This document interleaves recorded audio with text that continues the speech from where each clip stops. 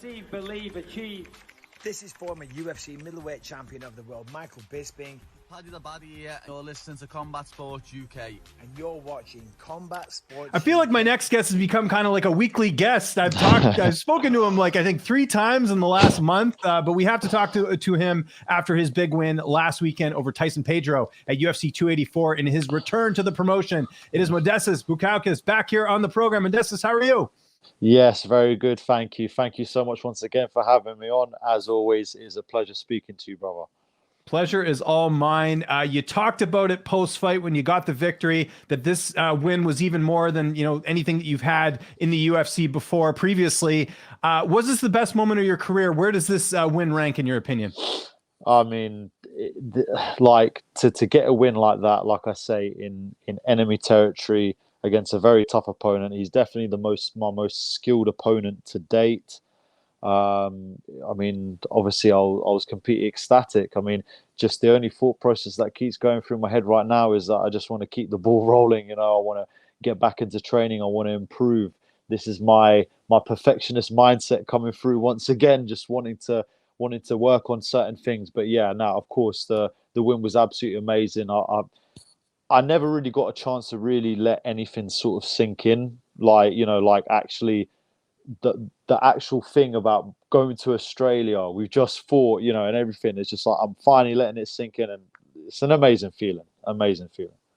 How was the travel? We talked about this again. Short notice fight. You had a long ways to go to get down to Australia. How was that part of it? We were kind of joking like what you'd be doing on the plane. How did it all go? I mean, I'm not going to lie to you, bro. It was long. As much as I thought, 17 hours, it'll be okay. Kind of like, you try and psych yourself up for things like that. But when you're actually doing it, and then I'm looking up at that screen and it says, 12 hours. And then like you think, oh, I've gone to sleep for a little bit. And then you wake up, it's only been like 30 minutes. Oh my God, like when is this going to end? It was kind of like that. You know what I mean? I think, and then, having to wait in the airport for the second flight. I think the second flight ended up being like longer to me than the first flight, but just because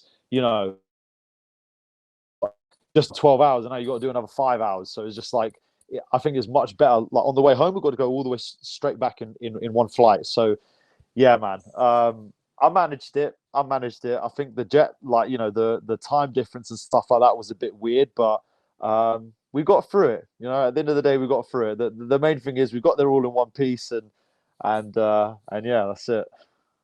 Anything about Tyson surprised you in the fight? What surprised me? To be honest, he did a really, really nice trip that he took me down in the first round with. I'm used to guys putting their leg in between and trying to. It's like a weird type of throw. They try and throw you forward. He went for. He did a nice little kind of misdirection. He did like a mixed misdirection takedown. So for me, there I was like, okay, man's got some tricks up his sleeve, But yeah, I actually felt like pretty solid within my striking. I knew that he's worked on his striking and his improvement. His grappling was very good. Like I'll give him that his grappling was very good. So yeah, that not to say that it surprised me, but I was like, okay, like I respect that those skill sets of his were good. When it went to the judges, any concerns at all? Just knowing where you were and who you were fighting and everything, was there any concern? Yeah, a little bit. I mean, look, in my head, I thought I've definitely done enough to win. I knew probably first round went to him, even though I watched it back and I'm like, I definitely landed much more shots. It was only the takedown really that he got in the first round.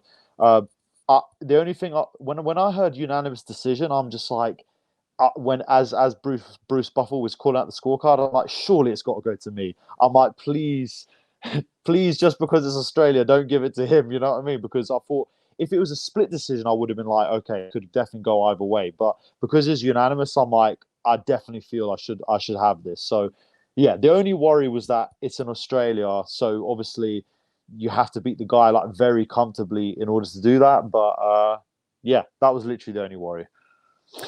So very emotional after the fight, obviously very happy. I'm sure like just, again, probably thinking too of like what you've been through since the UFC release, the injury, Cage Warriors, and then, getting this big win.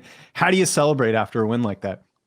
Uh, it was a bit of a weird. Again, I don't know what it is about. I need to like do something. I don't know. Maybe I've got like some sort of curse or some voodoo going on here Because you had this with Cage Warriors as well in your last fight. We spoke about this. You had like you didn't get to really celebrate, right? It was weird. Yeah. I never really get like the celebrations that I'm really like envision in my head. Like, so Josh, I can't pronounce his name properly, but Kulabau, is that his name? Kulabau. Yeah, you're right. Yeah. So he said, "Oh, look, like there's an after party." So he was telling me about it, and I was like getting properly like hyped up, like, "Oh yeah, we're definitely gonna go." And then when it got still I think I was definitely still jet lagged because I seem to have been more tired than normal than what I usually was. So we went back to the hotel after the fight because like obviously everything had all happened, adrenaline dump, all this, that. And I thought, okay, my Will and my dad, we were like, okay, cool, we'll just take a little nap. And then we thought it would be like an hour's nap or whatever, and we'll wake up and we'll get ready to go to this after party at 8 o'clock. And it ended up we overslept till about like pretty much 10 o'clock in the evening. So it's like the after party's already been going on for like 2 hours. And then my training partner Will's like, oh yeah, well I'm sure if we get there, like the party we literally saw UFC fighters that were coming from that party coming back to the hotel at about 11 o'clock. And my man's saying, yeah, no, let's still go. I'm pretty sure it's still going on. I'm like, bro, it's like, 11 o'clock on a Sunday night. I'm pretty sure like if they're coming back, then there is no party. And we ended up just as weird as it sounds, it's like, like from The Hangover, the three best friends that anyone's ever had. Yeah. So it ends up just being us three chilling in the lobby with a bottle of whiskey. That was our celebration.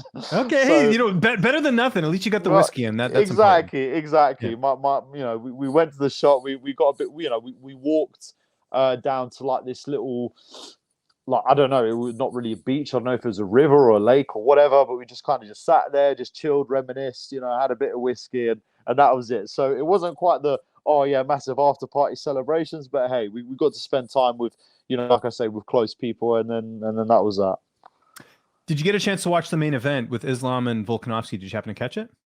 Yeah, I thought it was a very close fight. It was a very good fight that each guy had their particular moments. Each guy, rocked each other with punches. Obviously, Islam had the majority of the control time. I mean, I don't know, it was just very close. I mean, I guess you could say, in some ways, you'd think that maybe Volkanovski could have had the win, but then in other ways, there's Islam. So it's a very close fight, and I think the way that they judged the fight, it was how it should have been. But I have to give massive credit to Volkanovski to move, up a weight class and to perform the way he did. I mean, he's a tough son of a gun. Do you know what I mean? He's a really good fighter. But yeah, amazing athletes, both of them. Like, credit to both of them. That was a crazy fight. Amazing fight and close fight. I hate this robbery word. Whenever we have close fights, not all of them can be robberies, right? I thought it was a very, very, very close matchup, like you kind of mentioned there. Again, I know we're only a few days removed from the fight. When are you looking to get back in there? Obviously, you want a full camp, I'm assuming. So when are you looking to get that next one? Well, I mean, I mentioned in an interview post-fight already that I'd like to fight in UFC London. So I know that's like very, very short notice once again, as you know. I like to have a fist fight. You know what I mean? Keeps the body going in good directions. But bro, I'm not really too fussed. I mean, yeah, obviously it would be great to fight then. I like to stay active. I haven't got any injuries. I'm going to be back to training pretty much in the next couple of days here. So I'm always going to try and improve and get better with my skill sets and everything. So whenever they call me up, I'll be good to go. Right now, I guess I'll be back to focusing on just improving myself as an athlete, as a martial artist, and then obviously when the call comes, I'll be ready. I'm pretty sure my manager will be giving me a call at some point just to go over our game plan. But for now, it's all about improvement. So that's what we're going to focus on. Any opponents in mind, or same deal? Leave that to your coaches and management. Yeah, pretty much. Leave it to the coaches. I did call out Paul Craig for UFC London. Oh, what a fight! What a fight! Yeah, reason being, obviously, we're both from the UK, and I think it'll be an absolute banger of a fight. I know obviously he's ranked quite highly, so would he want to take that fight? Not so, who knows, but I've called for it. So if anything can happen in that direction, then cool. But wherever it is, bro, we shall see. We shall see what the wins have in store for me. But like I say, for now, I focus on just improvement and improving sharpening up my skills. How would you match up against Paul? We know he submits everyone. He's got two of the best wins in your division in Jamal Hill and Magomed Ankalaev. We know he can submit anyone, but then, like we saw in the last fight, he can get finished as well. So just from a style perspective, how would you look at that fight? Yeah, I mean, look, obviously everyone knows that my stand-up is one of my main weapons. Like I keep saying to everyone, that grappling wise, I've got tricks up my sleeve as well. So, I feel like I could definitely finish it from the feet, from the stand up. I could defend the takedowns. He's very, very skilled in his particular areas where it's his expertise. Obviously, he's very dangerous in those areas, but I feel like I would be able to negate those particular skill sets of his and overpower them with my skill sets. So I would see myself getting a finish from stand up personally. You're going on the MMA Hour today, and that's why we're keeping this interview a little bit shorter. Have you been on before? I was trying to remember.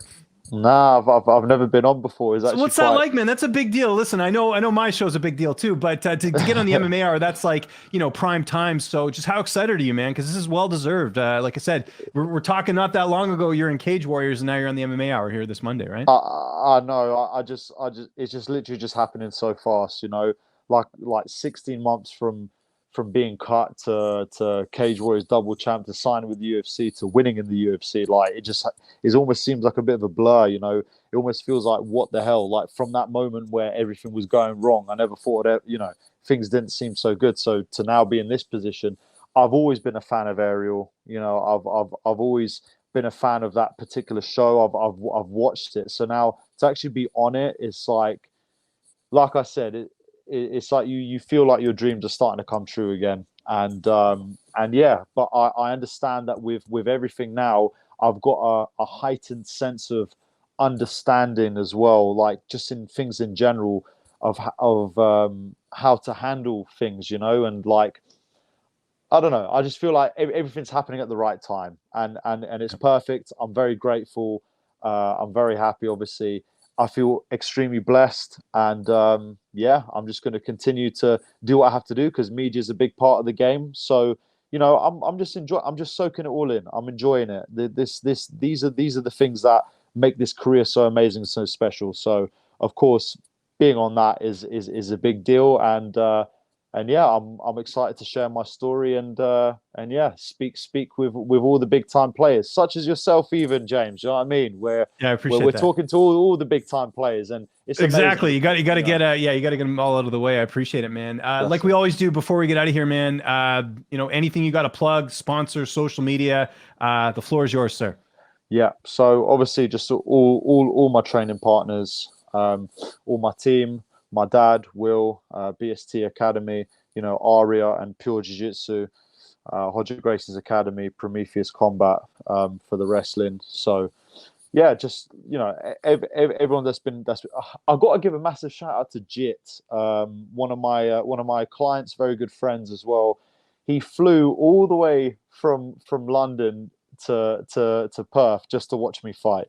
So, him and his son came over, and we ended up having some champagne in Perth after the victory. So I just got to give a massive shout out to him because what an absolute legend. Do you know what I mean? I tell him, oh, I've got 4 tickets to the UFC. He goes, oh, really? I'm going to check out what the flights are. And then just literally just comes over. So that was really amazing of him. And yeah, I've got amazing people around me. Much love to everyone. Thank you always for the support, and yeah, we keep moving forward. We are by no means finished.